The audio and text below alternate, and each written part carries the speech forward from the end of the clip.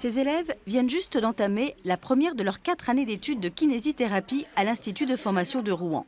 Et pour la première fois, ces études supérieures vont leur coûter cher, 25 fois plus que l'an dernier.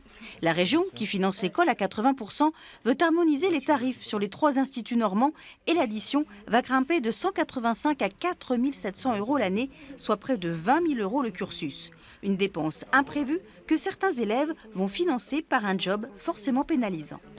Mes emplois du temps coïncident parfois difficilement, c'est-à-dire qu'il m'arrive de finir à 18h et de devoir être à 18h à ce même poste.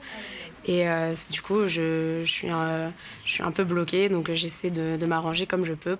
Votée à l'unanimité en juin dernier, cette mesure répondrait pourtant à un souci d'équité et pourrait même parfois être adoucie sous condition. Les étudiants kinés qui vont rentrer désormais en formation à partir de cette rentrée vont se voir proposer par la région un contrat d'engagement qui consiste en une chose simple, c'est le remboursement a posteriori de leurs études s'ils choisissent de s'installer soit à l'hôpital public, soit dans une zone désertifiée, c'est-à-dire qui manque de kinés. L'idée en soi elle est bonne, mais c'est écrit nulle part.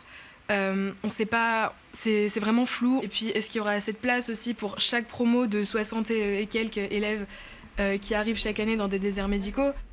Car c'est bien l'avenir d'une profession qui se joue ici, avec déjà des craintes exprimées.